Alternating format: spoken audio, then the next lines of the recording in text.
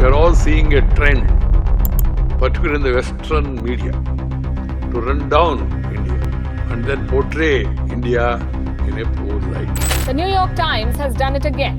The American newspaper's latest article on the Pulwama terror attack is an example of how Western media misleads readers. The headline described the Pulwama terror attack, which killed 40 Central Reserve Police Force men, CRPF men, as an explosion. The New York Times wants to recruit from India, but is that what the New York Times is looking for?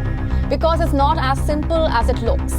The vacancy refers to India's Prime Minister Narendra Modi by name and says that India is at a crossroads under his leadership.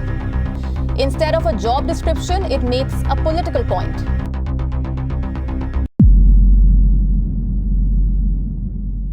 Remember Munna भाई MBBS का वो scene. तुम लोग साला बाहर गांव से आते हैं तो तुम लोग को यहाँ खाली भूखे नंगे दिखाई देते क्या? You don't see Taj Mahal? No, hungry and poor man. Actually में western countries specially western media Bharat को इसी तरह देखती है या फिर देखना चाहती है, नहीं पता क्यों। तेरे में किस बात का एटीट्यूड है भाई? और इसीलिए वेस्टर्न मीडिया द्वारा भारत के लिए वायलेंस, बिगोट्री, पॉवर्टी और सोशल डिस्कंटेंट जैसे मेटाफोर यूज किए जाते हैं। और रिसेंटली पब्लिश हुए IIMC की रिपोर्ट वेस्टर्न मीडिया की बायस टुवर्ड इंडिया को पूरी तरह सही साबित करती है। समझ रहे हो आप? IIMC की रिपोर्ट के अनुसार जब वेस्टर्न मीडिया जैसे wall street journal, Washington post, time magazine, the guardian और BBC जैसे मीडिया हाउस द्वारा पब्लिश किए गए 3000 से ज़्यादा रिपोर्ट को एनालाइज किया गया, तो पता चलता है कि इन मीडिया हाउस द्वारा अपने रिपोर्ट में स्पेशली भारत को नीचा दिखाने के लिए नेगेटिव और डिवाइसिव वर्ड का यूज़ किया जाता है। उदाहरण के लिए फेयर, वायलेंस, रायट, हिंदू, मुस्लिम, कश्मीर, लो, मॉब और प्रोटेस्ट जैसे वर्ड का यूज़ बार बार किया गया है, स्पेशली हेडलाइंस लिखने के लिए, ताकि रीडर के अटेंशन को ग्रैब किया जा सके।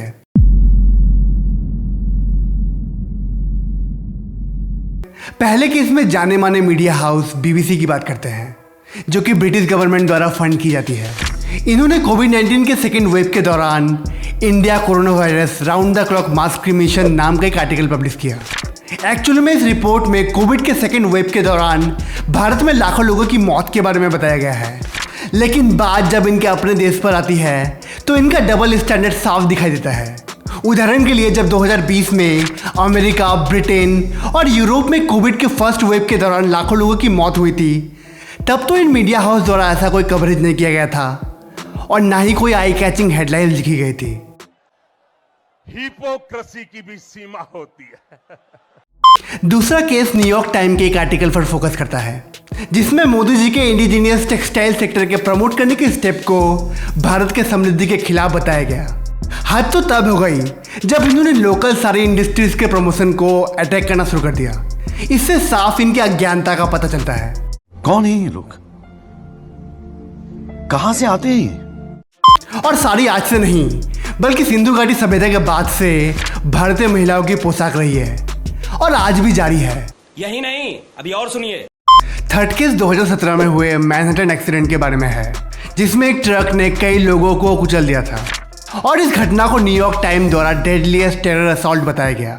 लेकिन जब भारत में CRPF के काफिले पर हमला हुआ, जिसमें 40 सिक्योरिटी पर्सनल्स की जान चली गई थी, इस घटना को न्यूयॉर्क टाइम के द्वारा बस एक एक्सप्लोजन बताया गया, जैसे मोहम्मद के हमले की जिम्मेदारी लेने के बाद भी। फोर्थ केस न्यूयॉर्क टाइम के द्वारा भारत के मंगल मिशन के मजाक उड़ाने को लेकर है, जिसमें इन्होंने Indian budget mission to Mars title से एक कार्टून चलाया। एक्चुअली में न्यूयॉर्क टाइम इस कार्टून के जरिए भारत के अचीवमेंट को डाउन प्ले करना चाहती थी, बिकॉज ये लोग खुद ही शौक में थे कि इसरो इतने कम बजट में इतना बड़ा मिशन कैसे पूरा कर सकती है, वो भी पहले अटेम्प्ट में।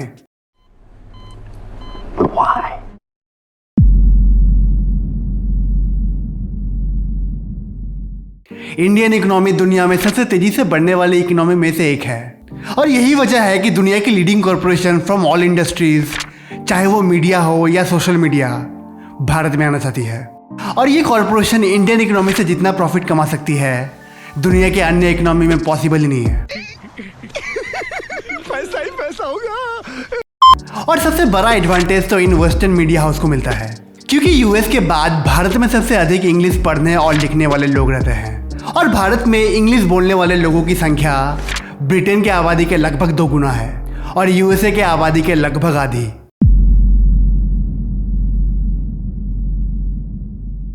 वेस्टर्न लोगों का शायद अभी भी मानना है कि भारत को डेवलप और सिविलाइज्ड बनाना व्हाइट मैन्स बटन है।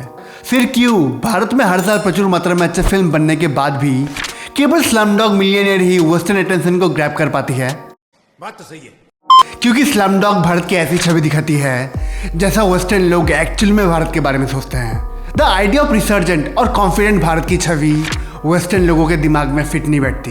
एक्चुअली में वेस्टर्न लोग हमें प्रॉब्लम में फंसे उस आदमी की तरह देखते हैं जिसे केवल वाइट सुपर हीरो ही ठीक कर सकता है। और ये कॉलोनियल हैंगओवर ही है जिसके चलते ये वेस्टर्न लोग हम इंडियंस को अपने बराबर नहीं देख सकते। और वेस्टर्न मीडिया वही रिपोर्ट करती है जो कि वेस्ट के इंटरेस्ट को सूट करता है। तो मिलते हैं एक नए वीडियो में, तब तक के लिए जय हिंद, जय भारत।